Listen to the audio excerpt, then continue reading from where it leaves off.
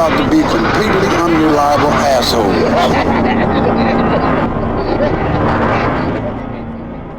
Hi, Tim. Oh, hello, Ryan. Hi. Didn't expect to see me there? How are you? Doing fine. I'm pretty excited to talk to you about this film. I've been wanting to see this film for quite a while since it came out. I've been suggested it many a time. And wow. when we for 7 years you've been waiting. Yeah. Actually, I was pretty surprised. It had been, it had a 2013 date on the film. And then when we pulled it last week, you said, oh yeah, I have some thoughts on it. So I'm very excited just to hear your thoughts on it and see how we dismember it. Mm. And what am I talking about? I'm talking about, Tim. We are talking about... How dare you? What is Tim talking about? I'm not even here. Tim's talking about the 2013 film Under the Skin, and he's talking about that under the auspices of this podcast show you're listening to, Dismembering Horror. It is the podcast show where myself, Ryan McDuffie, and... Myself? Tim Aslin? Question mark? I think so. Okay. That's right. Ryan and possibly Tim, we talk about what worked for us, what did not work for us, and anything we found interesting or noteworthy about a horror film. And we want to dismember it, as I said, meaning, as I just said, I already said what that means, but also what that means is, in addition to what I've already said, we like to catalog it. We like to, we feel that horror is a tackleable genre, and we want to get in there and discover all that there is to discover, whether it be good or bad, and usually everything in between. Oh, yeah. if my like track record with rating things as a stream is any indication, right? There's a lot of just the in between. Yeah, and this is very much just in the spirit of two friends getting together after watching a movie and breaking it down. That's the spirit we hope you can enjoy this in and get something fruitful out of it in. We're coming at it from largely a filmmaker lens, and we have this is a safe space for us to speak our mind on if we have strong feelings that that might offend anyone involved with the films or who are passionate about the films. Yeah. Well, actually, I have a couple thoughts about that in general in regards to this film. Oh, that we're getting to? That we will get to? Yeah. Okay, great. You wound it up there. I look forward to the pitch. Yeah. Cool. Anything else to say in the meantime, Tim? Well, Ryan. No. I got nothing. Great. I turned my ankle, devastatingly turned my ankle 2 days ago. Yeah, Tim just showed me his left foot's literally facing the other direction, so I hope you get it. Gross. Twisted back in time. Dude, I hit the deck so hard when I turned it. I was going down a slight hill on a trail, and the second my ankle turned, I just went down the hill. Like, I landed on my back because I, like, kind of turned and fell downward. Whew. It sucked. And then it was like a big old... I mean, it's still kind of a sausage foot, but I've been icing it and stuff. I hate that. I've turned my ankles so many times in my life that I sort of was just like, oh, okay, here we go. But man, does it hurt. And what I want to know is if a mysterious Scarlett Johansson lookalike appeared over you and offered to help you and barely spoke, had a mysterious quality, and invited you to her place, would you go with her? Yeah. Yep. Yeah. I would not survive this film either. No. I'd be dead so fast. Cool. Well, to get into Under the Skin, ankles aside, let's watch the trailer. How about that? All right. All right, here it is. Under the Skin.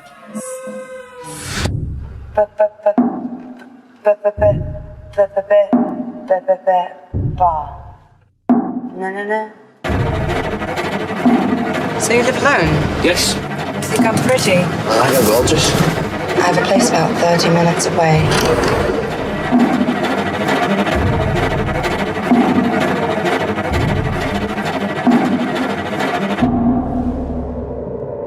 Come to me.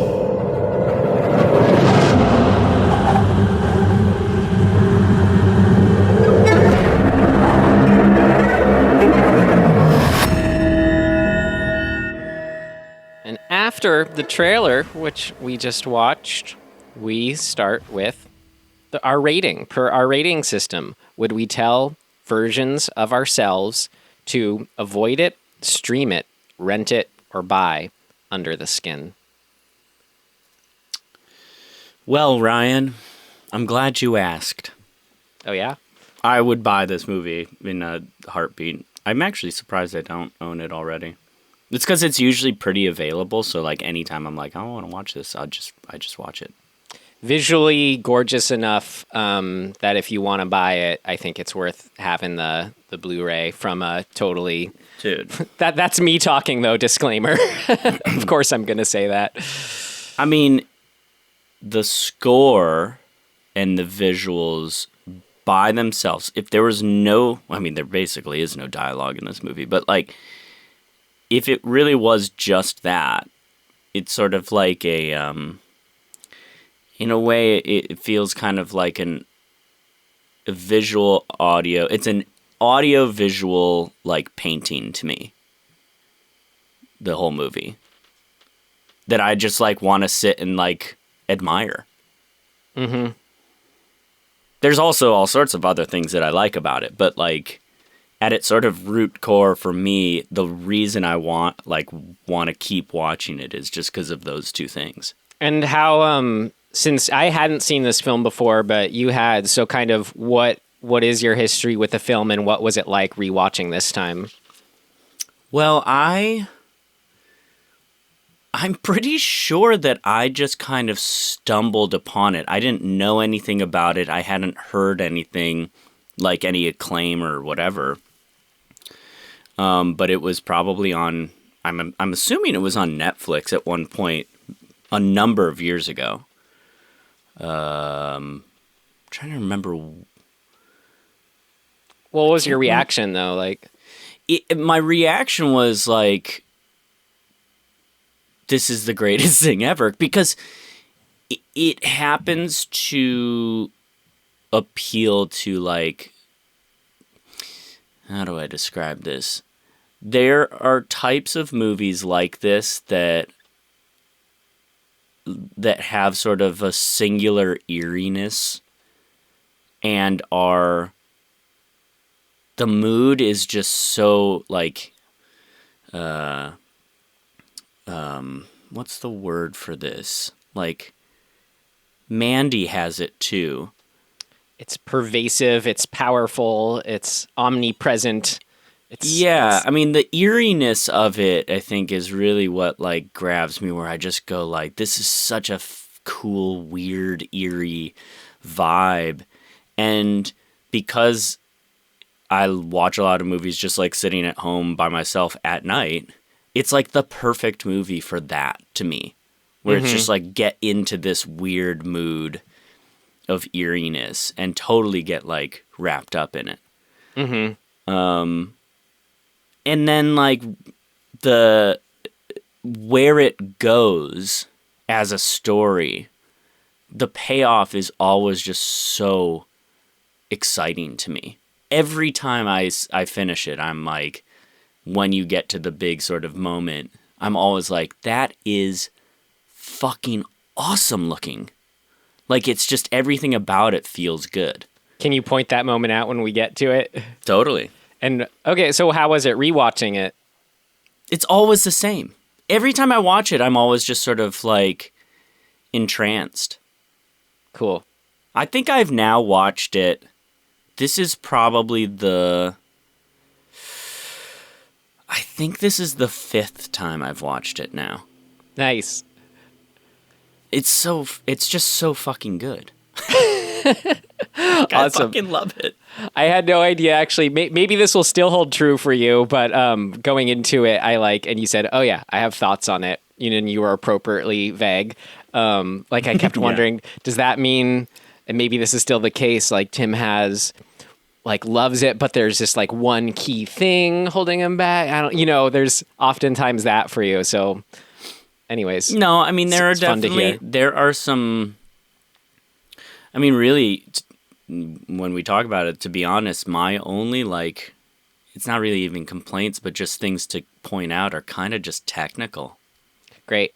Well, what I thought of it, Tim, you know what? The difference between if we had, between me watching it the first time, if I had watched it one night ago versus when I did watch it 2 nights ago, is probably the difference between a rent it or a buy it, as films that I love often go. Meaning it went from a rent it to a buy it because, as I'll say, like with Midsommar, we had to review it like the next day kind of thing. Films that I end up loving, like a lot of, pretty much so many of my favorite films. Watching a Paul Thomas Anderson film, a lot of Kubrick's films for the first times, they grow on you. But a lot of times, like what was the case with this one, and looking at it as a horror movie too, is some of the more two aspects, scenes in particular, were like so disturbing to me, like really, really got to me in that way that it's kind of ironic. It's what you, I guess, want from a horror movie, but at the same time made it so it was like, I don't know if I actually want to, visit this that often.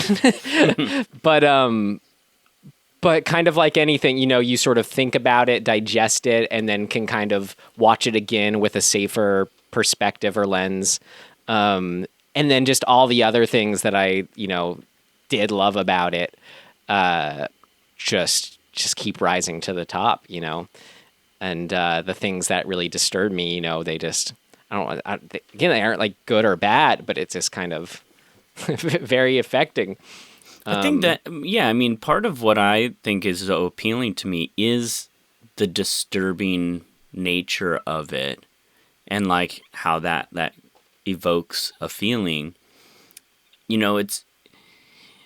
I think there's some people who really, there are some people who really enjoy this. It's the safety of the roller coaster, right? It's like you still want your adrenaline to spike, and you're essentially synthesizing the feeling of your own mortality being put up in, at risk or whatever.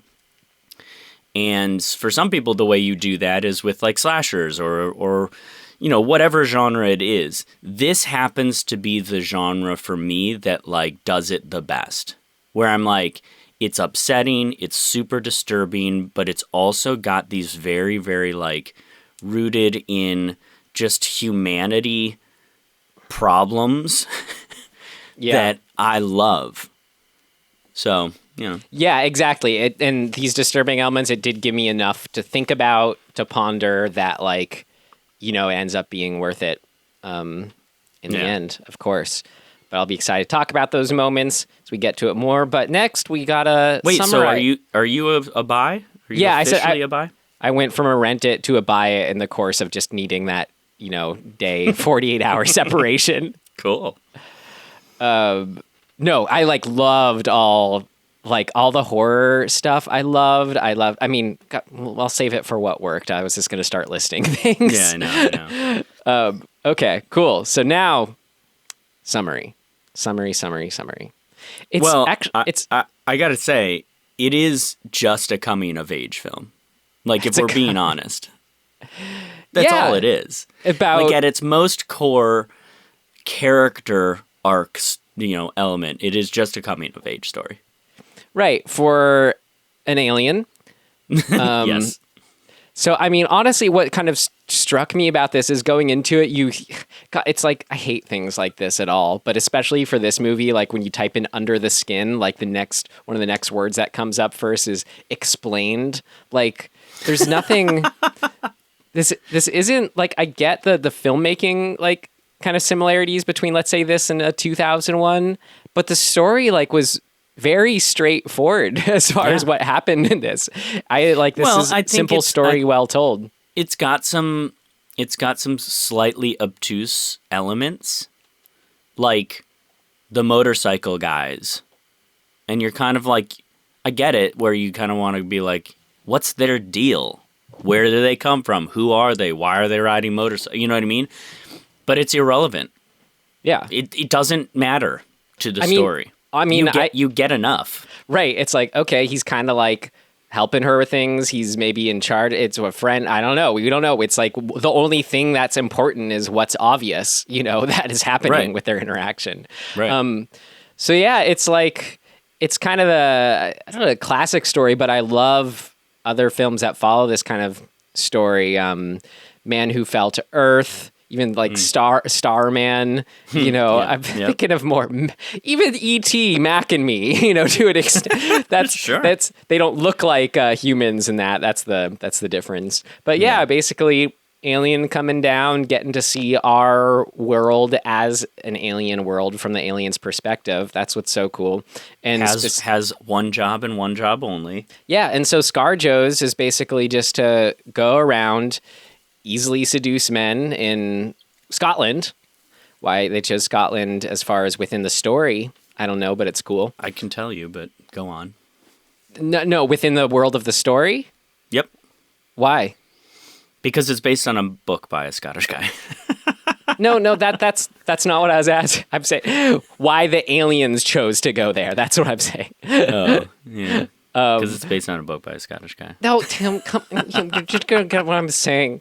And then she goes around. She instead of she does she lures them to her place like a spider luring its prey to their web, and lures them into a trap that traps them and then sucks their innards out of their skin for some sort of harvesting purpose. Mm-hmm. And eventually she meets someone who she sympathizes with somewhat, or she sees as different from the rest of the humans she's been killing, and decides to kind of explore herself and her reality in a way that she hadn't, and ends up getting killed during that exploration.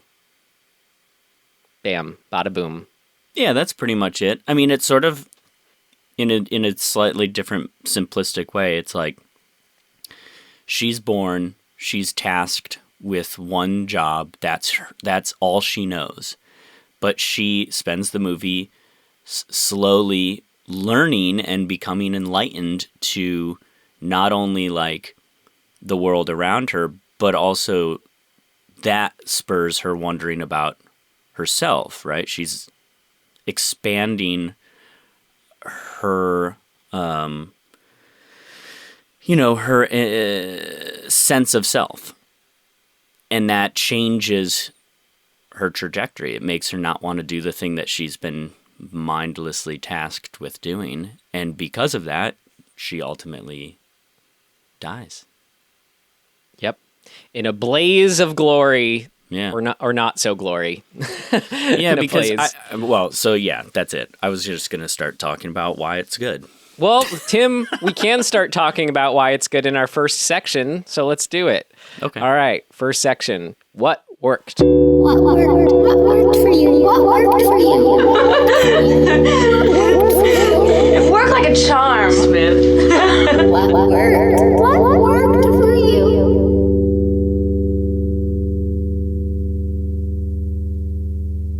Man, I mean, there's so much, but... How about continuing that thought that you're just having? That thought was going to be that the predator-prey element that she is set up with, right? Like, she starts as a predator.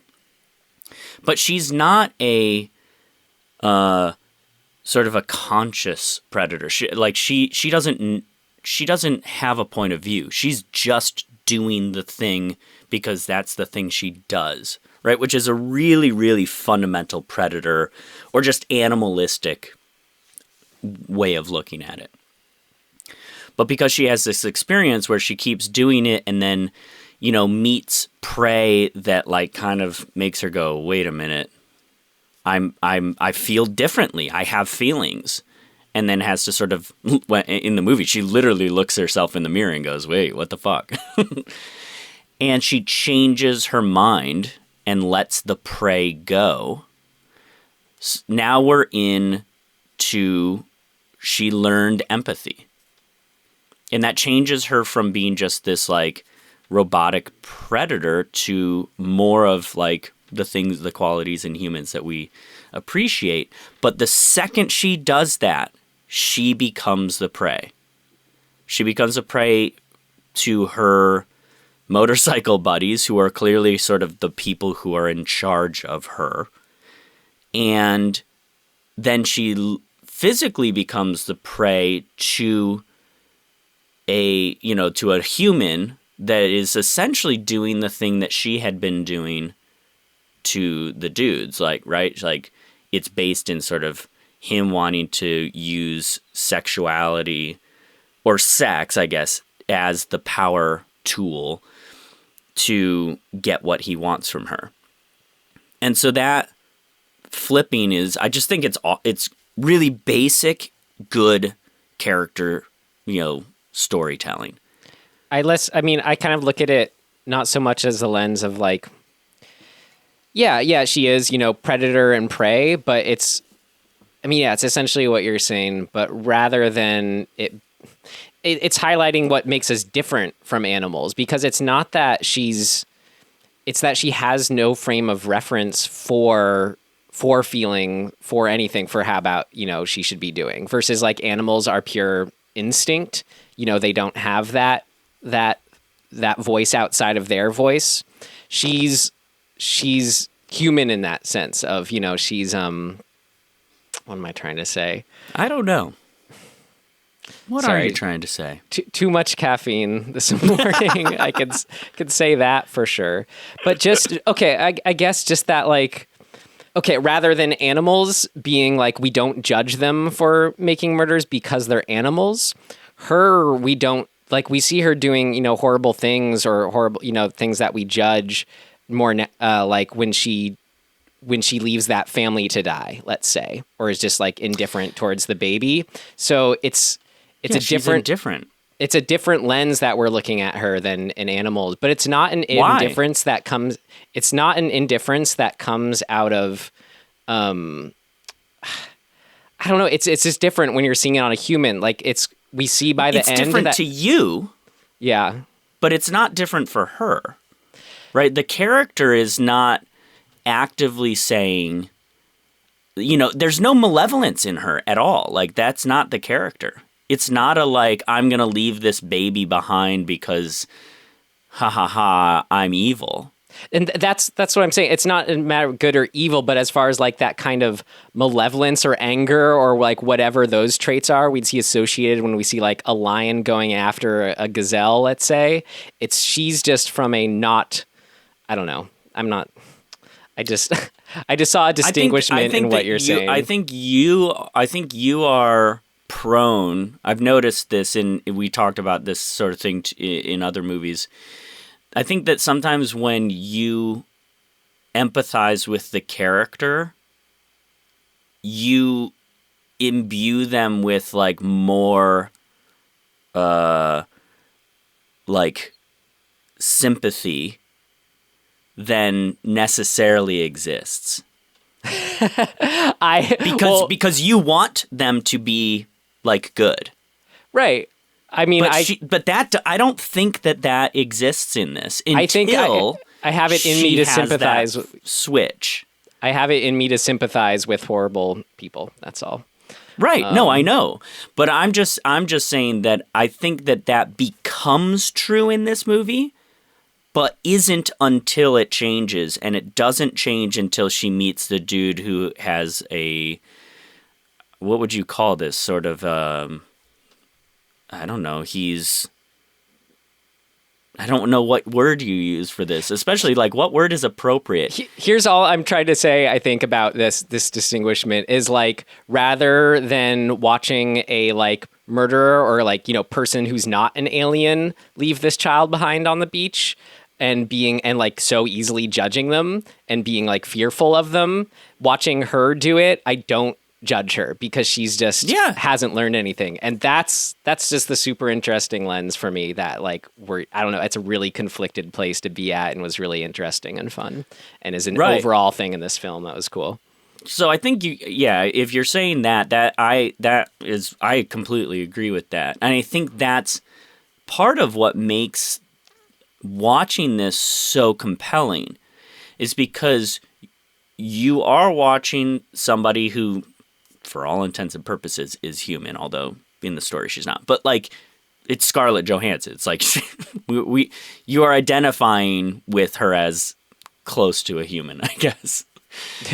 And to watch somebody walk away from, well, just to kill people in general with like just dispassionately, and also to just walk away from like a crying baby on the beach and just be like, it's not a thing, is so conflicting for us because we're like, ew, I kind of like this character, and yet that's a horrible thing to do, and yet she doesn't know any different, so now where am I? Like, what am I supposed to take away from that? So it's just, it leaves us in this place of like ultra conflict, internal conflict with ourselves, like with how we feel about her. Right. And the good news is that she learns, and we get to go, oh, thank God. Like, oh good. She's not totally horrible. Yeah. But until that happens, you're like, I don't like it. I don't know what to feel. And yet she's really beautiful, and I would totally fall victim to this and all this shit. Like, that's a really uncomfortable place to be. I think that's what makes I like so much, is being put into an uncomfortable place like that, and then getting a change and some payoff is like really fucking good filmmaking to me, or just storytelling. Yeah, and an overall stylistic choice or creative approach that just made me so susceptible to all that, and this manifests in many levels in the film, was how it's super, super realistic feeling, yet is about this crazy alien. Yeah. I mean, and I love that kind of thing. And we see that in like a really interesting way where they didn't, like all of the men that she picks up didn't know they were being filmed at first. And they are like actual just, you know, Scottish blokes or whatever. You know, at all when she's walking around the mall, everything like that. Real people. And I love that when it pulls off, and you're the first time watching the movie. Yeah. The first time watching the movie, and I didn't, you know it was literally done to that extent. I thought, you know, it's probably at least unknowns or people off the street, Soderbergh style, but to know that at first they weren't even involved in it. And then it just I realize I feel like there's kind of two approaches a lot in horror sci-fi stories like this, where the victims of the force that be, they are either like this where they're totally like in over their heads, or it's like ghost stories where it's like the paranormal expert who doesn't believe in the paranormal being confronted, you know, with this paranormal situation. Like you'll see in my work too, I much prefer, I just love like this, taking this like Scottish bloke guy, you know, totally average bloke, is not thinking about aliens, anything like that, and then just to put them so over their heads in this out there situation, like just having these people be the ones that we see entering that black room and bringing themselves to it. I just love it so much. Yeah, well, if that's not enough to love, the black room, I mean, the white room and the black room, and the way that is filmed is like, it's like my favorite thing ever. Dude, it's so good. It's everything, not just how it's filmed, how it's everything. Yeah. You know? I just want to, like, it's one of those things where as a viewer, as a person like enjoying the film, I'm completely entranced. And then as a filmmaker, I'm like, I have to fucking know how they did this. Just practically. How the fuck did they do it? It's so cool. It looks so awesome. Well, I mean, this is what I'm talking about. Why, like, this is what I coming out of it, you know, on the first watch. What I loved the most out of it was just, I guess, this specifically, her trap, this part of the horror process. But like the way, just first how it would play out and the level of how they were being portrayed. I like to read it literally that, you know, they're transported to the space. You could look at it as all metaphor or something else, but I like to look at this was actually happening in some weird alien space. But the fact that they kind of like, they don't go like, after she picks up the guy from the club, you know, it's not like they go, oh, so where is this? Where am I? Oh, you know, nice place. You know, where are the lights? They're just still in that like one track mind of like, yeah, we're going to get it on with ScarJo, you know? Just like as a way to kind of pull to further extrapolate what that's like to be on that one track mind, you know, when being seduced like that, let's say, and see it play out where so much is that, and it has to do with the themes of it being trapped, whatever. But like the way when they're stepping down and getting submerged and she isn't, and they keep looking up at her and like don't notice they're necessarily being submerged. Yeah. Just like so good, that choice. Oh, so good. No, it really is brilliant because like you're saying, just on a basic straight up level, just if you take it for what it is, it's awesome. And it's so like, what's the word? Like, mesmerizing, right? Like we're just like, holy shit. Yeah. But then from a metaphorical point of view, the implications of all that are so grand. You know? Yeah. Like it's like you're talking about, you know, just not mindless, being so enthralled with a thing that you completely lose reason. And if that thing is, you know, this sexual entity, if you will, you know, that has all sorts of interesting implications about like what happens when we're in that place of arousal, like how much of our reason goes out the window, like as humans being sort of programmed genetically to like wanna fuck. There are these mechanisms in our brains that like really do start to sort of block your reasoning skills when you're in the like sort of act of having sex. We become kind of real dumb. It's honestly because it's interesting. You could look at it as block reasoning or opening up vulnerability. Yes, I mean totally, right? Like there's all sorts of cool sort of implication around how we view those things, you know, because you're right, you're totally right. I'm actually I'm almost in a weird way putting it into a negative connotation, and I don't mean to be. But like we live in a society that loves to do that, right? That loves to be like sex is bad, or like don't, you know, like you don't give in to those feelings, which is bullshit. But it's so cool to watch a visual representation of that, and to everybody's going to kind of take a different thing away from that because the metaphor is so kind of grand, and we all know that feeling, I hope.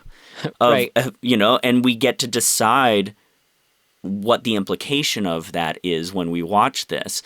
And having said that, I'm not even sure, like, I've watched it so many times that I do think about that stuff now while I'm watching it. But, like, when you're watching it for the first time, I think you're just feeling this thing. You're going, whoa, dude.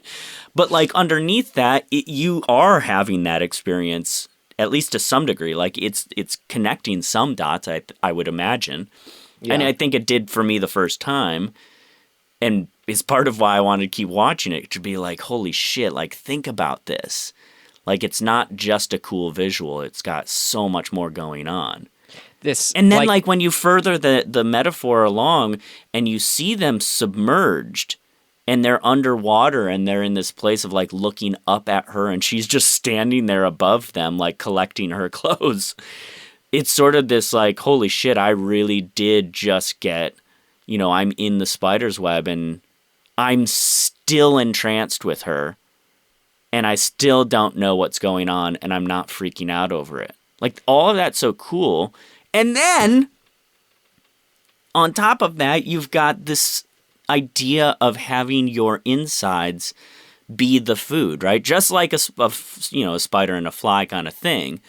But like from a metaphorical standpoint, to have what's in you, in this case it's literal, but say it's not literal, the figurative aspect of your insides, so your soul or whatever, to be the thing that they're feeding off of, and then you're just this casing for that, is fucking awesome. And then to see that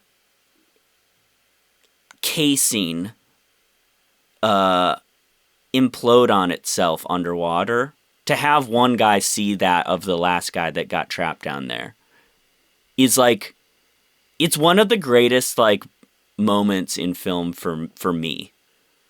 Like, it's so intense to watch that kind of floaty body guy like vacuum skin into just a floppy skin bag underwater. I think it's like the greatest fucking visual. Tim, agreed on all points. You just went so much there. I got to catch up now. Let me rewind because I got like excited. They're all so connected. At like the 18 different things you mentioned there. I gotta rewind a bit. I love it all. Last little in sequence of events, last little thing I wanted to mention when before they get submerged is I thought it was so interesting. You know, you hear about in film and filmmaking and in life how we will, much like how we project meaning onto a cut between two shots, we project meaning on a face that's blank, or, you know, we project meaning on right. whatever the facial expression may be, actually.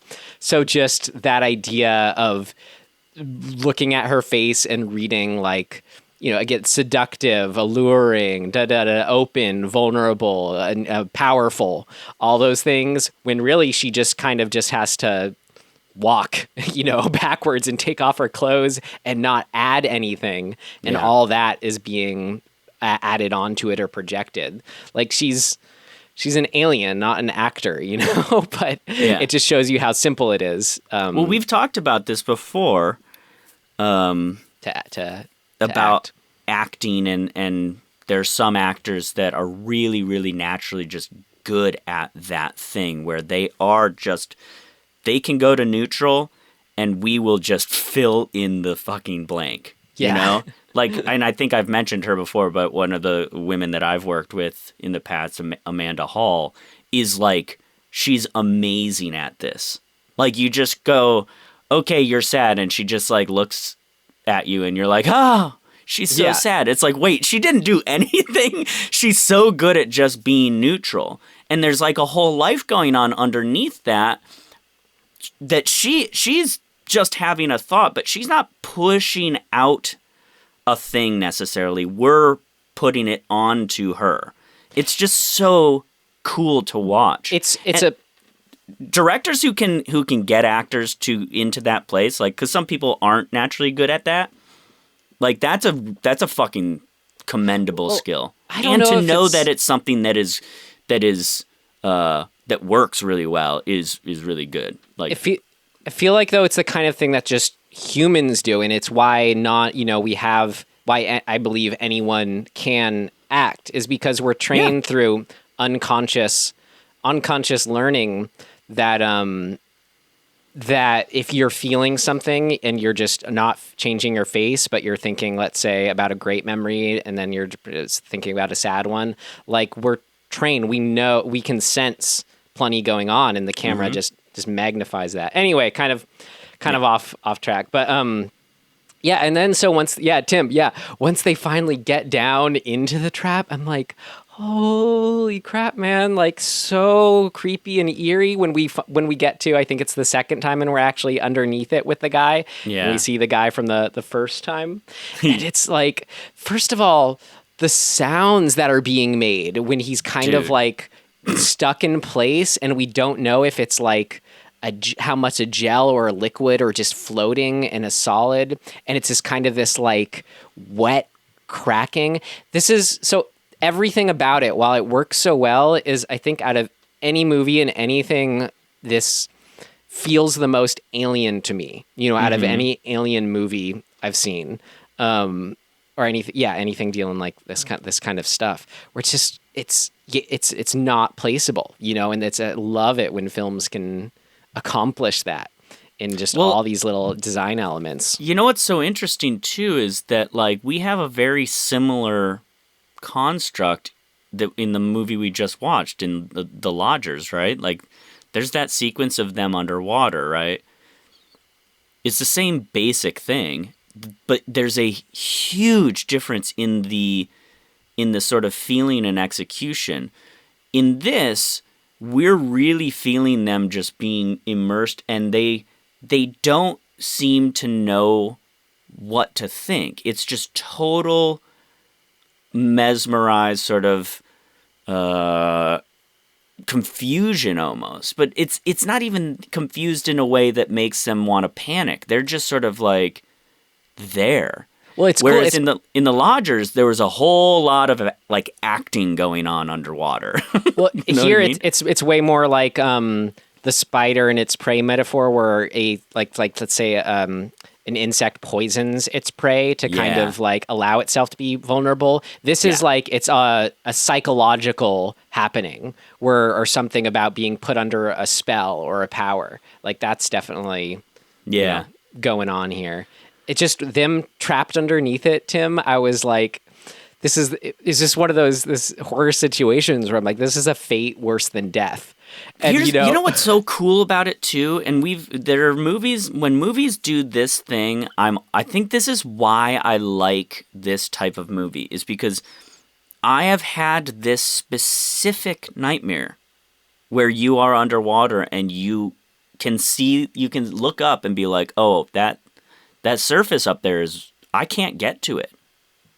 Like, I'm in here. I'm toast. It's the sunken place. Drown. Huh? It's the sunken place. Yeah.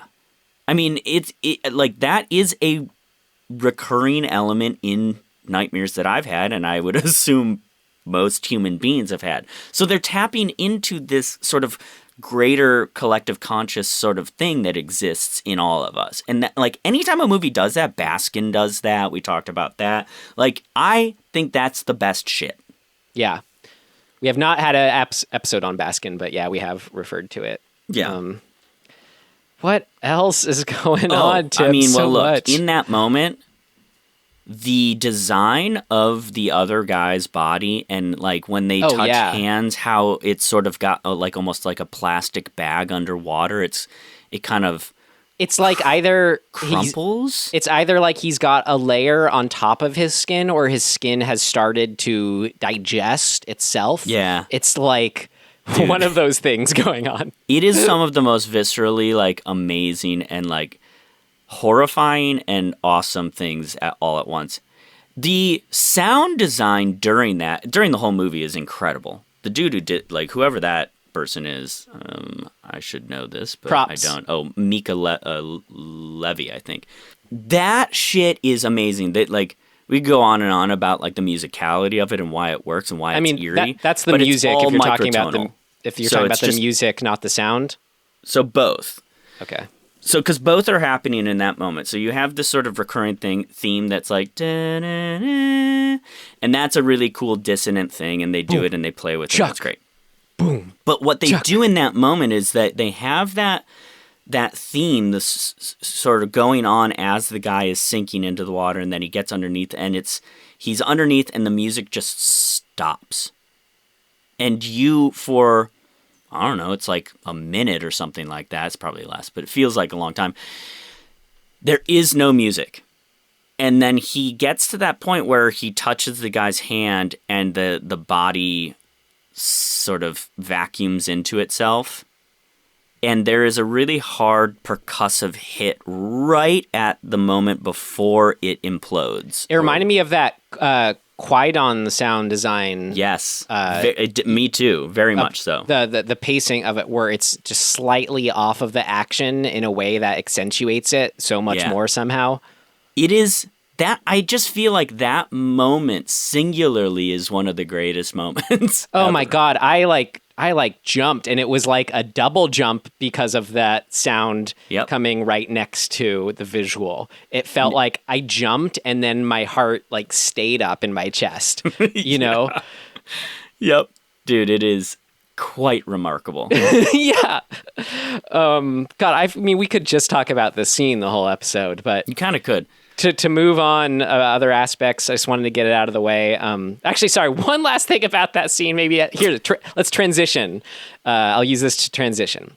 More about the visuals, because another thing we have attached to one of these scenes is the continuation of, like, presumably how their bodies being fueled or something. We have it. It's almost like it's been melted down and is all red and getting funneled to it's like in somewhere. A trough, kind of. Yeah, but those kind of creative visuals and that moment, and then when she's just things that stood out to me, and then when she's amongst the orange glow of the nightlife lights, kind of, and it's just like her face floating amongst all these gorgeous orange, this tapestry of lights and patterns. Oh, I just love it. I loved it so much. All that shit is just, it's so mesmerizing. I fucking love it. Yeah. And okay, I mean, just to talk visually too, I'm always telling my DP, whether I'm right or wrong, I'm like, I don't want to see, it's too bright. I like dark. I want things that are dark. I don't want to see it. And like, I finally have a movie I feel like I can reference that's doing fully what I like and prefer, just for that sense of realism. Where, and it works for this. There's a lot of imagery in this that's specifically black and white, you know, depths of spaces. So it's cool. It's built into that. But yeah, the lighting specifically, whether it's just at nighttime and we're only seeing a little bit illuminated, like when I think it's the motorcyclist going out into the water and he's just going out into blackness and coming back out. Of course, the space, the black space that they're in. And then the inverse of that, we have the white spaces, the sort of the iris at the beginning that starts with just black and white as its details, then slowly adds the color. God, yeah, so good. Anyway, I loved how dark it was, and I want more movies to look like it. Yeah. No, I mean, there's just so much going on with it without a lot going on. It's like, what the fuck? Well, okay. How about I mentioned at the beginning, there are two scenes that like really got to me that made me wary of wanting to give it a buy it so soon after seeing it. I really did have to digest it. And the first was the letting the family die and just like the kid being left behind, and just that kind of heartbreakingness of a dog being followed by the mom, being followed by the dad. Yeah. You know, I think you could write a very, very extensive paper on just that scene. Yeah. Well, and the reason I say that is in the writing, they've done something that I think is incredibly smart. So she is just standing there literally waiting for the guy in the wetsuit to show up because she knows he's alone. And that's her whole thing, right? Like, she only picks people who don't have a family, who are isolated, who are on their own, that kind of thing. Like, she's smart enough to know, like, you can't risk getting caught by picking something. Like, in the opening of the movie, once we meet her in the van, we go through, I think, 3 or 4 people where she says, hey, what are you doing? Where are you going? All of that stuff. Like, do you know how to get to this place? Oh, are you from here? and this anytime they say something like, oh, I've got to get back to my family, or oh, I've got a job down the street or whatever, she's out. She just like puts her seatbelt on and is like, see you later. So we've established that she knows that there are these sort of like parameters of who the best type of prey is, so that she doesn't get caught, or it just doesn't come back to her. And that's why the motorcycle guys go and like collect things after her to make sure there's no trace. So in this scene, she's just standing by the guy's towel because she sees that that's all he's got. She's like, okay, this guy's alone. He's good prey. When he comes back and sees the dog, the woman going out to try and save the dog from, I guess, the tide or the undertow or whatever it is, by having the human character run off to save another human's life, and then effectively what does happen is the wetsuit guy ends up just saving the husband, who is the third person to have gone in the water, who he's saving him from having all of them die.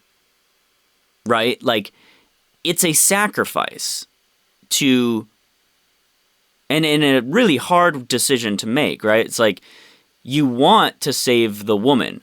In a way, you could say, like, in order of importance, like, the husband ends up being the most important just by virtue of they're all gonna die if you don't save the husband because he's the last to go in. But, like, you could argue the dog is less important than the wife, and the wife is, I hate to say it, but just in these circumstances, in this moment, is less important than the husband because there's a baby on the fucking shore that if all of them die, the baby has no family, right? So you've kind of got this order of importance, as harsh as it may be. And to see a human make that decision and pull the husband back, and then have the husband go back in, because then the order of importance becomes the guy in the wetsuit is like, well, I don't want to die, and I'm going to die. So you guys he's got to let him go. He's got to allow them to all just die. And then she comes along and dispassionately hits him over the head with a rock and drags him off. There's so much going on in, like, the dichotomy of survival, humanity, and dispassionateness, I guess, of her not being human. And then you add the baby into the mix. It's just like, there's so much going on. Yeah. It's an incredible scene because it's a fucking whirlwind of emotion for the viewer. And then we get that nice little coda to it too, where she hears the news, on the radio.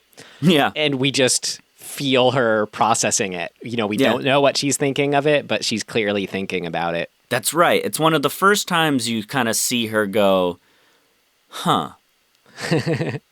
Yeah. And, like, I mean, even worse, to really, like, stick the knife in us, we get the baby just there by itself at night. So it's like, that a bunch of time has gone by and the baby's crying and doesn't know what to do. Good baby performance, by the way. I mean, they did a really good job. They just had to put the right cut. They just had to put the baby there, right? I know, right? God. But then you also have the motorcycle going, and you think, oh, is he going to collect the baby? Oh, that's horrifying. And he doesn't. He just leaves the baby and he collects the wetsuit guy's camping stuff. Yeah. It's so fucked up. That's what got to me so much, just on the first viewing, how messed up that is. Dude, that scene is incredible. Yeah. So can you guess the other aspect that really, really got to me? The sex scene when she sort of discovers herself. I loved it, but as far as disturbed me, no. It's no? I'll just tell you. It's okay. When she entraps the man with the facial difference. Yeah. Who's never been touched or touched someone, presumably. That is, yeah. It's like equal parts the most distressing and, like, upsetting, sort of like you feel like it's somebody being taken advantage of in the worst way. Exactly. But then her letting him go is, like, the greatest feeling. I mean, I use this this word a lot, but just so tragic. So tragic. Oh, it's so tragic because her letting him go does not work. Well, no, I mean, yeah. I mean, I'm saying from when she first picks him up and we learn his situation is tragic. It's like to take someone who has a tragic life and then make it more tragic. That's why I say it's so tragic. What I think, there's something so beautiful in that scene, though. I mean, it is what it kind of activates her to think differently. That's right. That. Yeah. Because it's such a cool construct because this is actually it's antithetical to the beach scene in a lot of ways, because in the beach scene she's completely devoid of any attachment to any of this stuff, right? She's just robotically doing the thing. She doesn't give a fuck. In this scene, we kind of despise her for that. In this scene with the dude who's born with this facial difference, her dispassionateness is actually some of the kind kindness that this dude has felt. So it's actually showing how fucking dispassionate humanity can be. Yeah.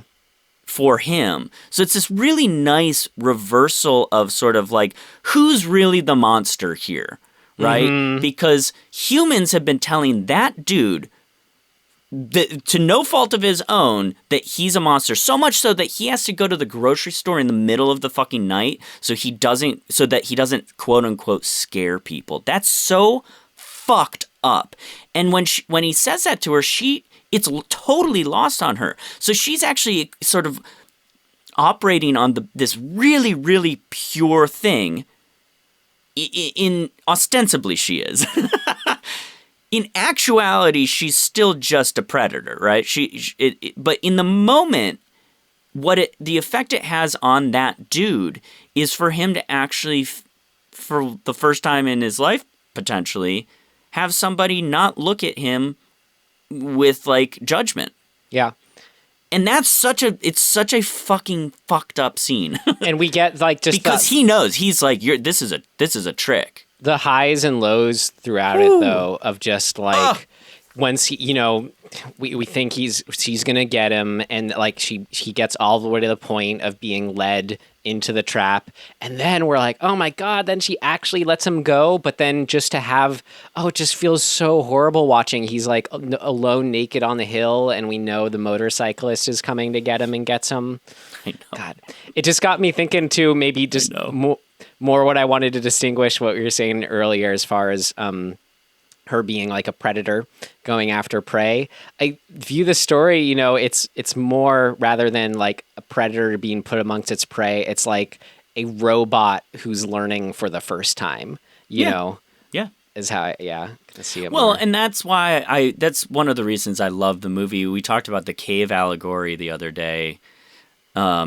It has aspects of that. Really, it's just enlightenment, right? It's like the more you are around people who are different than you, the more empathy you grow, and the sort of more you grow into a person, like somebody who cares about the world. And like within that is your own personal self-discovery. Mm-hmm.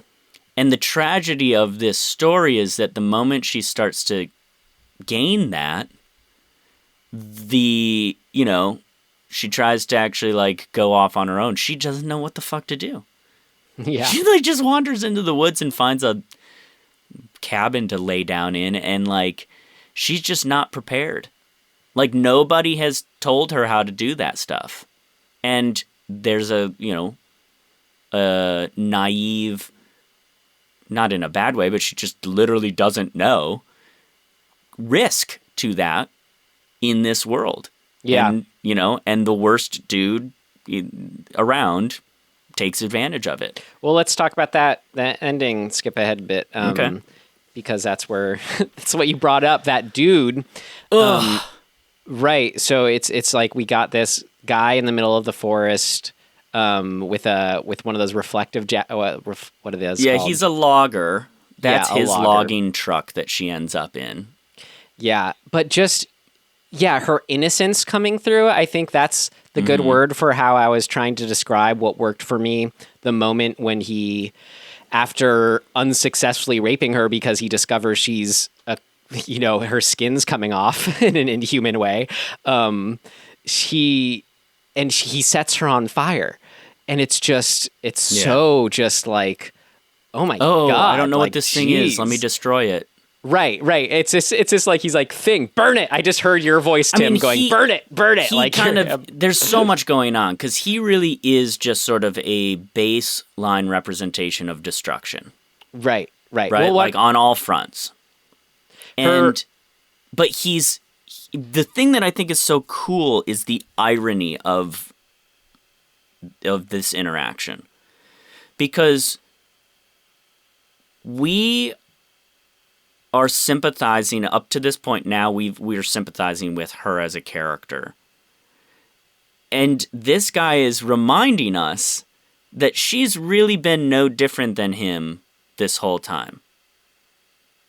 And that's a very conflicting emotion to have at that moment, because we're going, next to murder, the worst thing you can do to somebody, and I mean literally next to murder, not below murder. Next to murder, like raping somebody, is the worst. And it's like, he's despicable and he's horrible and he's like, we hate him. But we didn't spend the whole movie hating her.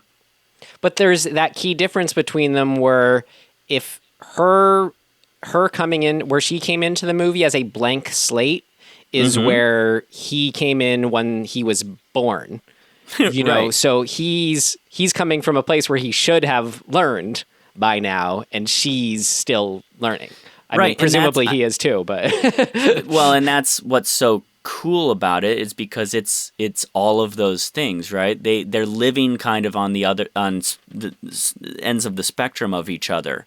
They're very alike, but they exist at these sort of polar opposite points. And when we first come into the world, as she is now, even looking as an adult or as an alien just coming to a different planet for the first time, you said, the word innocence that we see in her. And that, to me, that's the perfect word to describe how I just felt, I don't know, just the direction, the choices, the performance behind when she's set on fire and runs away. It's incredible, because it's not like she's screaming her brains out like we'd think someone would do. No. She's like, has that instinct it's bad. She's like walking away at kind of a walk run at a hurried pace, clearly is starting to process like, this is bad, kind of instinctually falls down when it gets to the point. But just to see, it is like, I don't know. It was just incredible to see someone's alien reaction to something as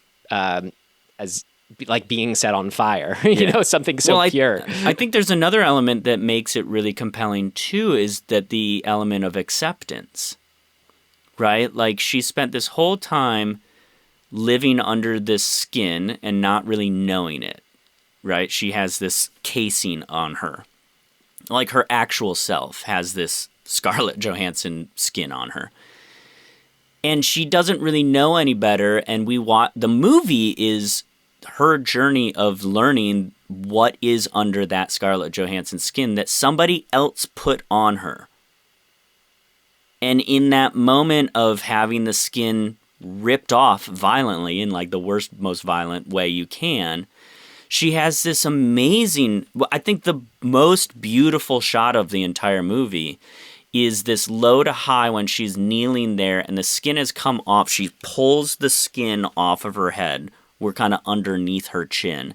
And we see the alien form in full for the first time. And it's kind of glistening. It's got this really cool texture to it. And she's totally like just black, but like shiny and black. It's like kind of surprisingly beautiful too. It's so beautiful up against the white sky behind her and the trees, going up around her. I just mean the alien itself or herself is beautiful. Yeah. You can see all this musculature that's sort of rippling underneath it. Like, that design is so amazing. And then they cut to an over the shoulder of her, and it's Scarlett Johansson's face that is still animated. It's like blinking and looking at her, and its eyes are moving, but she's holding it like it's just a floppy skin thing. That is the fucking it's incredible to me. But the implication of that, of her being like, oh, I'm now looking at this for the first time too, and here I am, like, I guess I'm fucked. Like, Well, it's very similar to the dudes who are underwater, right? There's just sort of in this like moment of total wonder. And I think that like her getting set on fire and kind of walking off is weirdly like the acceptance of her sins and being like, okay, this is where it is. This is where I got. I mean, my read on it was that she's not even necessarily aware she's dying until maybe, let's say, the moment she dies or can't move anymore. And we're kind of, the last shot of the film is her, let's say, dead or not point of view looking up as the snow falls down. Because what it felt like to me when she's set on fire running away, she was almost still processing like, this equals pain. This is probably bad for me. And not Right. even making it to, is this going to kill her or not? Like when you're alien coming into a world, you don't know. Like if it's the equivalent of being underwater and then being able to come out and be fine, or, getting hit in the knee super painfully and having that pain leading to kill you or not. Like she doesn't know. Yeah. Yeah, no, I could see that. And for me, it's sort of like, sure, either way. Cool. Yeah. No, I mean, great. either, specifics of what she's processing aside, she's clearly doesn't know what to even make of being set on fire, and just that isn't in the performance of someone being set on fire is incredible. Right. I think that, so let's jump backwards to the moment where she has left, she's flown the coop, so to speak, and she's wandering the fucking moors of Scotland in the rain, and she gets on a bus, and a dude actually shows her some kindness, which is cool because it's sort of what she had just done. She had sort of gotten a taste of by letting the other dude go. Now this guy's sort of like, are you okay? And she realizes, like, no, I'm not. Fuck, what do I do? And he takes her in, but it's not... He treats her so much differently than any other dude she's interacted with.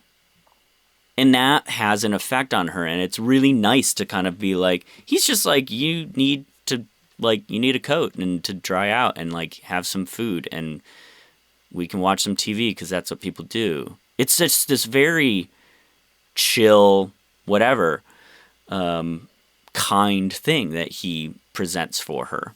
And she's so perplexed by it, which I love. Yeah. But so we start to really see her have these kind of emotions for the first time. And when they start to have sex in much more, like, obviously she's never done that either, right? It's not like she ever did that with any of the guys that she brought back to the trap. So it's this new experience, it's this new thing. Having that end with him not being able to penetrate her because there's nothing to penetrate, and then having her jump up and shine a lamp in between her legs is so, like, shocking and, like, holy fuck. I love it so much. It's also really cool because there's I'm kind of going into the wrong order, but, like, right before that happens, we have this sort of long scene of her naked looking at herself in the mirror and just sort of, like, taking herself in. It's this sort of self-discovery thing. And it's because it's a naked woman's body, we sort of equate this sexuality or, like, sensuality to it. And I think that that's what she's kind of observing and sort of maybe for the first time kind of understanding. And then to have the next beat be them trying to be intimate in an actually intimate way, and to have that, like, taken away or, like, halted is just so, like, fucking heartbreaking. Right. And it's so shocking too, because it's like, oh, what the fuck is going? Oh, right, she's an alien. We, like, stop confusing us, the audience. Like, we keep wanting her to be this thing, and that's just not what she is. And she's having the same experience. Well, I love that when the character starts to have the same experience, we're having it with her. I love that shit. I mean, especially when it's under, like what I already said, I love my favorite kind. I love fish out of water stories, well do, but my favorite kind within that is, alien off of planet. Anything, basically, doesn't even have to specifically be that, but like what I already said, anything that portrays our world like an alien planet. Like whether it's a, this kind of film or a Werner Herzog nature documentary, anything that looks at this, I just love. And so that scene you just described absolutely is one of my favorite, just like seeing, alien off of planet instances, what would happen, the what ifs, promises of the premise, potent possibilities to pursue. But just just to kind of list down other things I loved in that vein, her, like a small one was when she's outside at night and she gets kind of caught up in a crowd of women who are going out to party at clubs. And she's just kind of like, what are they doing? Like she just does not know what to make of it at all. It's so, and just to see them, again, just like, well, the last thing on their mind is crazy black-skinned aliens in Scarlett Johansson's skin killing men. It's so good, that juxtaposition. When she can't eat the cake and just vomits I love it. that. And the couple look over at her, the family look over at her. Her let's see. When she's kind of close to the sex scene you talked about, or non-sex scene, when she when she's left alone in the room before that, and he's just kind of like, sleep tight, here you go. And all she really knows how to do is just like just the way we see her not knowing what's going on. She just stands there and just like looks at the heater, which isn't weird, but through her eyes, we're just like figuring it all out with her. And then, okay, I'll do second favorite, then favorite.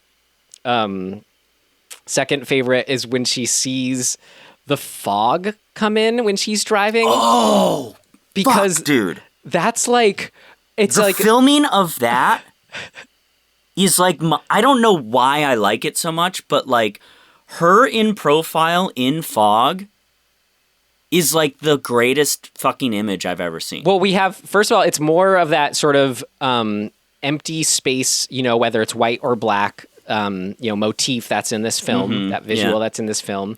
But just like her playing it, you got to imagine it from her point of view, where it's not like I didn't read it as through her like that it was something coming in, but like the world disappearing. Like from her point of view, it's just like you're driving along and then all of a sudden the world disappears into whiteness. And she's like, what the fuck? Like, what is happened? She's like trying to figure it out. You would be very freaked out. Right?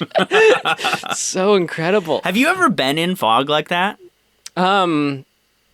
Yeah, I've been in some fog where you can't see, right in front of you like that once or twice. It's wild. Yeah. I drove through some of that when I was where was I? I think it was in Florida. Yeah. And very alien, right? Yeah, Florida in particular. I think that was the first time I had ever been driving where you stopped being able to see more than about 10 feet ahead of you. And then I was also so tired that I was like, it was that same feeling. I was like, the world just went away. I have no fucking idea what's going on. Yeah. And I'm trying to drive through it. I'm like, at any moment, I could just run into something and I wouldn't know until I had hit it. Right. It was super scary. She just has to get out and check it out, see what the hell's happening. And then my favorite, I mean, this is just the whole movie, but one of my favorite scenes in it was when she's with the let's quote unquote nice guy taking care of her. And they're watching a like weird, maybe he's not, weird by our world at all, but it's a comedian who's like a kind of noise making, like physical comedian, doing something with a glass jar and just kind of making weird, funny whooping noises and doing it's like his version of the spell is saying abracadabra, but he's saying like ba ba ba ba. Right. And it's so even for us, if we're like, kind kind of weird, we still place that under, it's easy to just, we know the stakes are low. It's just some comedian on TV.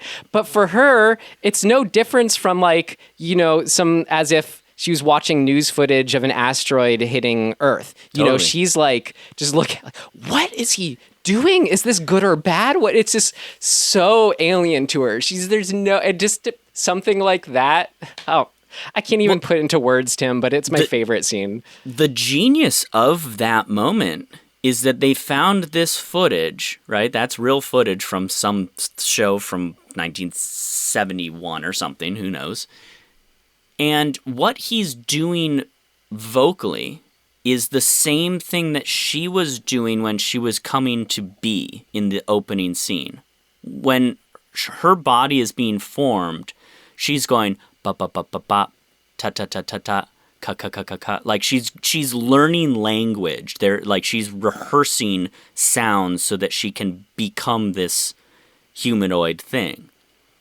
And so like watching her kind of look at that, I immediately was like, she must be thinking like, is he doing that too? Like, what the fuck is going on? Well, the way, if you're an alien like her, the way we're humans, the way we kind of try to put things together is by trying to answer the question of what is the purpose behind this action. Right. And, I think we at a certain age, we just, pick up on that. The purpose of that guy's action is fun and amusement. But she doesn't have that reference. Right. It's incredible. All she has is what she's experienced. And so, like, I assume, on some level, she might have been thinking about when she had to learn language and being like, well, that's similar, but it's totally different. So what the fuck is going on? And kind of something I'm passionate about, in a way I'll put it, is that I think, like, the only thing that's weird is thinking things are weird. And and that's kind of, I like it because there's the paradox in it. Another way I can put it is, either nothing is weird, or everything is weird, or because everything is weird, kind of thing. And then just to show how weird this comedian thing is in actuality, if you are just an alien sitting down to it, how did we get here? How did civilization get us to this moment? And to have the dispassionate, Scottish guy just watching it with his dinner versus her. Anyway. Yeah. Favorite scene. That's cool. Yeah, very, very tickled by it. God. The movie's great. Yeah. I guess like little things I loved was I think maybe favorite just shot visually, which is like just kind of like the specifics of how they do it really pull it together, is towards the end, one of the tracking shots of tracking behind the motorcycle driver, just the way the camera is bending with the motorcyclist. It feels like it's a CG shot, but it's clearly not. Yeah. There's something really amazing about it. Dude, those tracking shots in the forest when she's running from the dude, they're intercutting different shots, but they're using the swiping of the trees as their cut points. Yeah. And it's fucking masterfully done. Right. Towards that ending too, the rapist molester guy, the Forster. I'm always having to remind myself of this, in filmmaking, where dialogue is really hard for me to approach. Like, it just always feels weird in the end. And the thing I always have to remind myself is, yeah, okay, well, what are you showing with the dialogue via how they say it, or like why they're saying it, kind of thing. Like, make it about that versus necessarily the exposition of what they're saying. And so just to have the rapist guy, he speaks to her. The first thing he says to her is just totally like rambling. Now I'm just rambling. What do you call it? Whatever talk. What's the phrase? Easy talk. Small talk. Oh, yeah, he's like, he's just going off that rocket. And she's like, huh? And she's like, you just out here for a walk. Well, you just out here for a walk. Oh, the weather of this, so you don't want to go 5 miles that way. But just to see like the point of that is the rambling. I thought it was great. Well, and also the point of it for him is the same shit she was doing to all the dudes that she was picking up. It's testing to see if she's alone. There is malevolence behind it. Yeah. But it's a tool, right? It's like the serial killer handbook, man. Like, be charming, be friendly, make them think that you're just casually whatever, and that's how you trap people. Yeah. And just to see it where we know he's not very good at it from the get-go. Yeah. And we know there's something wrong with it. Yeah, I guess because she's in such a state already, yeah. Yeah. Super vulnerable. That, I guess it would kind of be the third act is really just watching her be vulnerable, and it's in different ways. Yeah. And it's just really compelling. Like, when they go to the castle and it's super windy and she has to come down those stairs, like, she's got the fucking high heels on the whole time too, because she doesn't know any better. And like, her being scared to go down the stairs and him kind of like helping her and coaxing her down is such an interesting, it's a dichotomy from what we've seen her prior, because she's so sort of self-assured in these other realms, and that whole thing is just falling apart, and showing it that way is really smart. Right. I guess last thing I had, it just kind of attached to an earlier thought of, when you have a movie that's portraying Earth like an alien planet, just as someone who is not in Scotland or even England, to choose Scotland and to not even be able to like understand 80% of what the first guy she picks up is saying because of his accent. Like, so I'm just saying, from a very, very, but I'm pretty sure what is the majority. I mean, yeah, most people in the world aren't Scottish, but that's true. Coming from that standpoint, it just adds that little layer of, this is all familiar, but yet also alien. I can understand the language, but it is different. So, and then just to dig apart that further, it's interesting, how we Americans might view it differently from a Scottish person. Yeah. Anyway, man, good movie. Movie's good. Thank you, Dr. Williams, for finally allowing me to see it. Right. Thanks for letting me watch it again for the fifth time, because I'll just keep watching it. Yeah, it's great. Well, anything else? Should we move on to see? Yeah, let's move on. All right. Next section. What did not work? It's not ready yet. Seems to work okay. No, something important's missing. What did not work?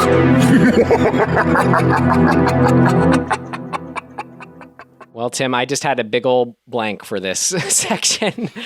So, like I said earlier, it's really not. It's technical. It didn't not work for me officially, but just for the sake of putting something here, and because I've watched the movie enough times now, I've picked up on a couple little things. It's a limitation of just circumstance, right? Like, in filmmaking, there are always things that, like, either you can't foresee, or you're just limited because of budget or because of circumstance, and you have to figure out a way in post to deal with it.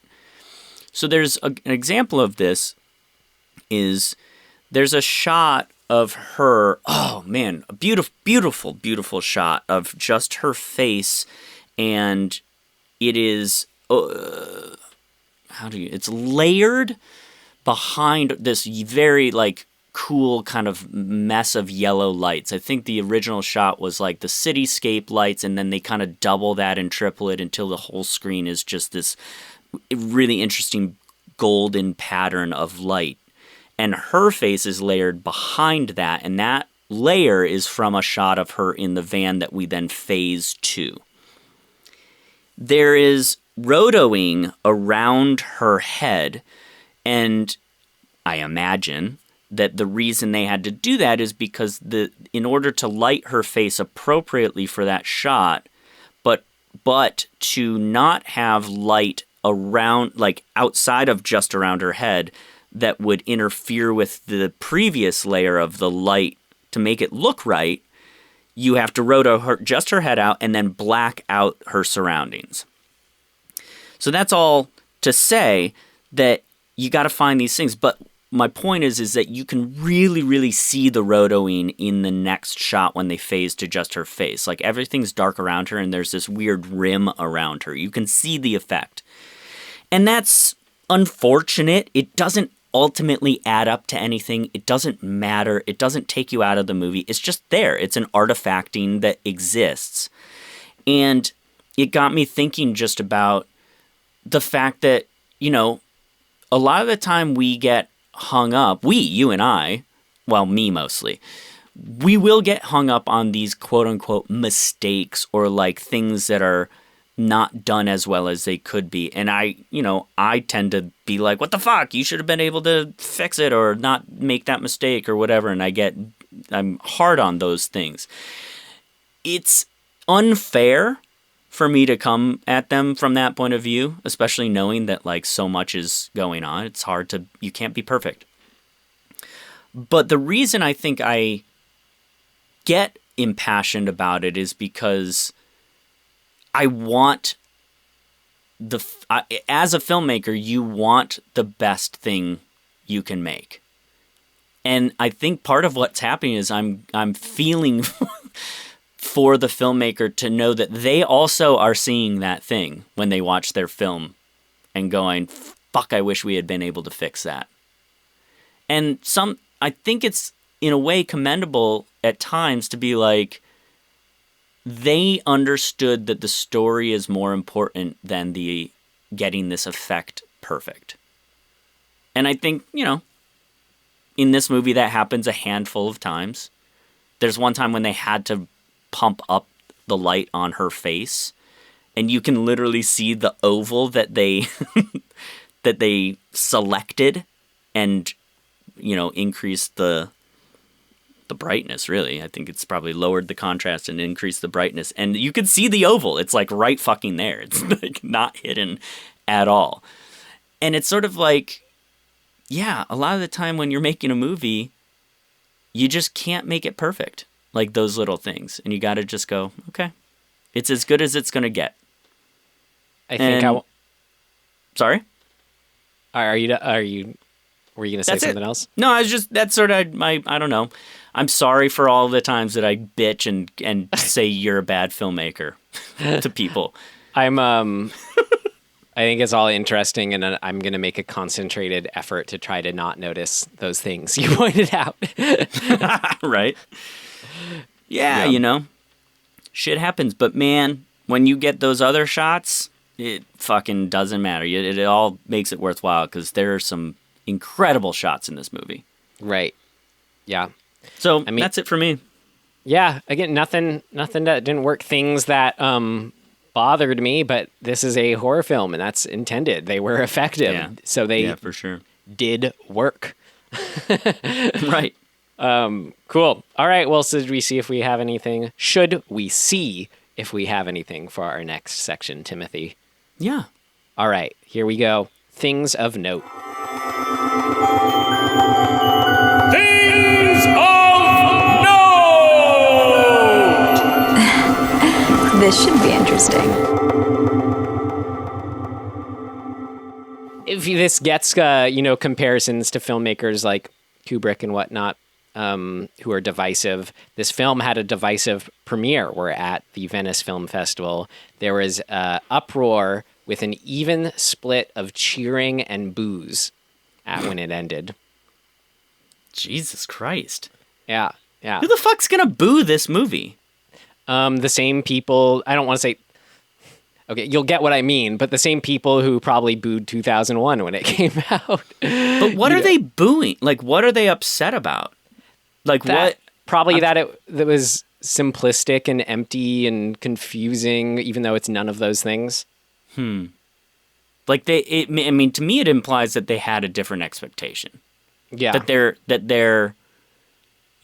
they're being kind of influenced by an idea going in, whatever that idea may have been, and then being like, well, that's not what I thought it was going to be. Boo. That's so lame. Yeah, I agree. But okay, whatever. You're wrong. They're wrong. Those people I feel very comfortable saying fuck you and you're someone, wrong. I'm trying to look at, let's see, some lower reviews on Letterboxd. 2.5 stars. Boring or interesting? It's up to you. Wow, what a statement. Let's see, half star, boring and overrated. Okay. The half star, there were multiple instances of 70-second shots of the succubus just driving. Might as well watch my own dash cam footage. If it wasn't that, it was just Scarlett Johansson naked and walking a few times. What's the point again? It's been a long time since I've outright hated a movie as much as I hate this one. The ending is interesting, I suppose. It's just that everything before it is not. I'm glad others enjoy it, but this one just isn't for me. All right, yeah. whatever. Moments drag on for way too long. Reeks of pretentious artsy nonsense. Okay. It's garbage, but it's different. This is the film version. I mean, actually, something I forgot to mention and what worked was just the pacing of the shots. That's my kind of language. Loved it. But clearly not for these people. I don't FW Scottish people. I don't fuck with Scottish people. Okay. Anyway, so you can see why if people felt that way about this film, that's strong enough to take them to boo. Yeah. So boo. my big thing of note that I because I like the movie so much, I wanted to explore this, and I've recommended it. But the book is awesome. And it has all of the elements that are in the movie. But the movie is like a perfect distillation of the book. The book is... it goes so much into who the aliens are and why they're there and what they're doing and what their life is. And it is super fucking interesting. And wild. I mean, it is fucking... So what they're doing with the trough, like what they're doing with humans, that's for food in the book. So there's this huge underground plant in the story that is manufactured. It's got many deep levels, and like certain aliens are on different levels, and like there's all this sort of hierarchy in the aliens on Earth, and then there's obviously aliens off Earth that show up, and there's like royalty, and there's like the people who are in charge. There's a whole world that is not in the movie that is super cool. And they talk about the form of the aliens, and like they're quite big. They've kind of got horse hair all over their body. It's really cool. And one of the most interesting things, and the movie kind of suggests this without you knowing it, is that in forming her into a human, they had to surgically change her entire alien body to fit human form and put the skin over that. Cool. And so it could be like... That's where we're coming in at the beginning of the movie, is the end of that process. Exactly. So there's this very sort of Frankenstein-y thing of she's been cobbled together, and throughout the book, she's lamenting this, where she's just like, I'm this deformed, monster in the eyes of my other alien, not friends, because nobody's really a friend of hers in the story, but whatever. But like the people who her species look at her like a total freak monster. They're like, I can't believe you even like did that to yourself. And it's like she's like, I didn't do it to myself. I did it to fucking get out of slavery, basically, on planet. It was like an out, but this is the sacrifice I made, and now I have to fucking go harvest humans for food. It's so cool. So I definitely, again, read the book. If you like this movie, it just like enhances the movie in my mind. Great. Yeah, there was I was just reading through The Guardian, had a lot of articles on this movie when it came out, interviews and stuff like that. And we touched on the music, so just a little behind the scenes blurb from the composer. So this was how Mika Levy got under the skin, of her first film soundtrack. Good one. Anyway, just a little, if you're curious, just a little touch on their approach to the music. Mika said, "For Under the Skin, we are looking at the natural sound of an instrument to try and find something identifiably human in it, then slowing things down or changing the pitch of it to make it feel uncomfortable. There is a lot of talk of perverting material. It does sound creepy, but we were also going for sexy.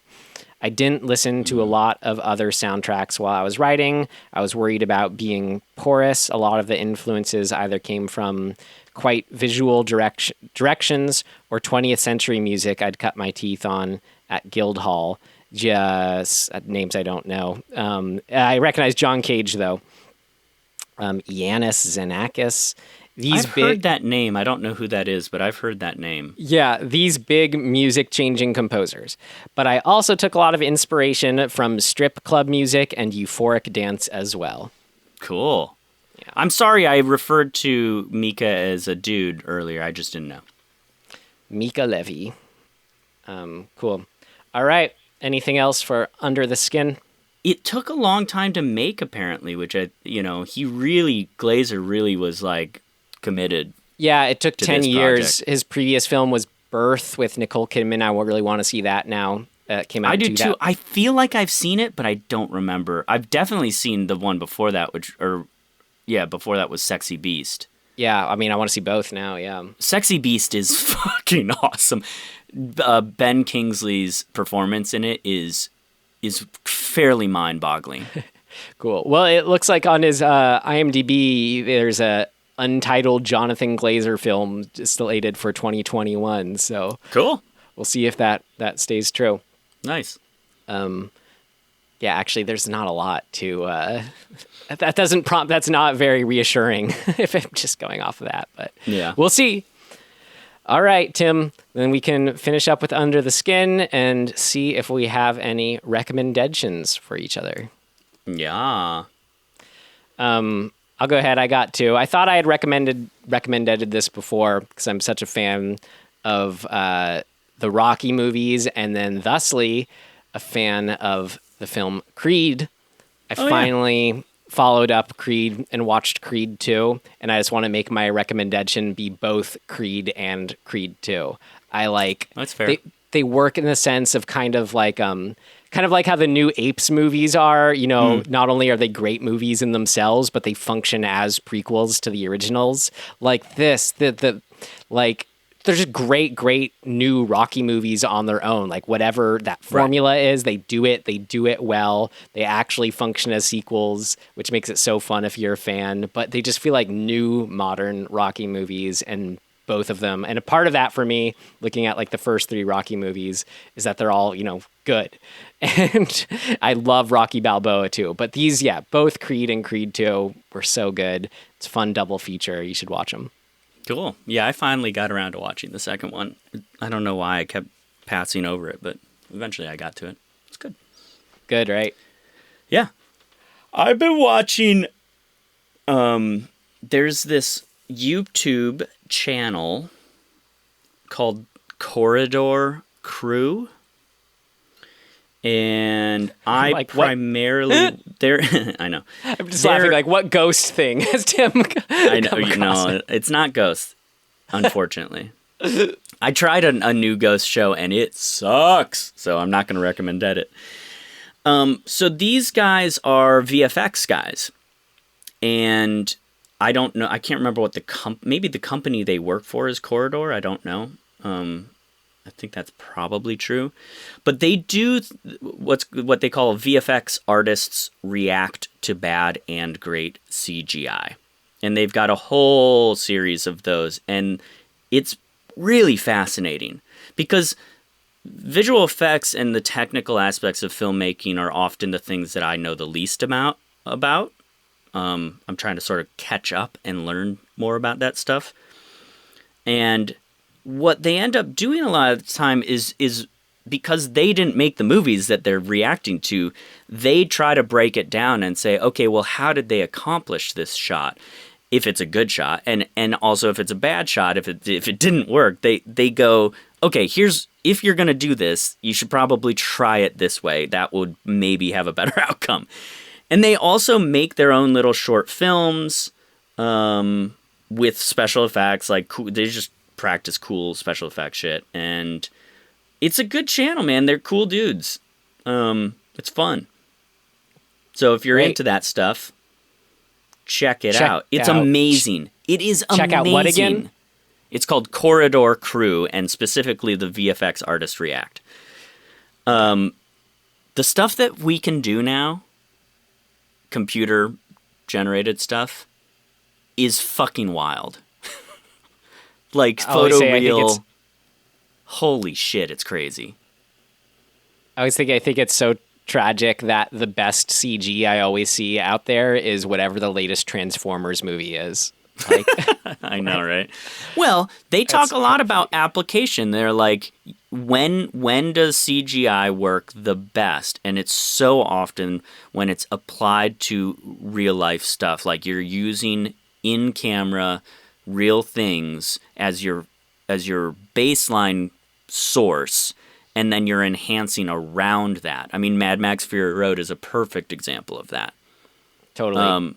So, yeah, it's cool stuff. All right, great. Tim, I'm always excited. I want to figure out what next week's episode is now. Oh, right, yeah. Am I pulling or are you pulling? I feel like it's my turn. Okay. Say when. When? Can you see this? Yes. It is Phantom of the Opera. And so there's 2 Phantom of the Operas we have in the hat, I believe. We're doing it in chronological. We're doing it in chronological order. This is the 1925 Phantom of the Opera. Damn. Cool. We got some requests, and I'm on board with this too. I'm glad we got the request to kind of push it, but for, older films, check up on our horror history. Want to make sure we are knowledge there. And hey, we're traveling all the way back to 95 years ago. Man. Jesus. Awesome. Awesome. Cool. Great. When I was a wee little boy. Yeah. Well, yeah. Do you remember? Maybe you can talk about the first time you saw this movie back then. When you were a little boy. But yep. We went to the Nickelodeon. Probably due for a revisit. So it's good it came along. All right. Great. Well, in the meantime, you can find us wherever you found us or at dismemberinghorror.com. Leads to all our things. We got an Instagram we update. Our big ask is if you enjoyed this, please tell a like-minded friend. Yeah. You heard it first from Tim. Yeah. All right, then. Great. That's it. Thank you guys. In closing, that's all we want to say. Thanks so much for listening. Yep, and we will see you next time. Goodbye.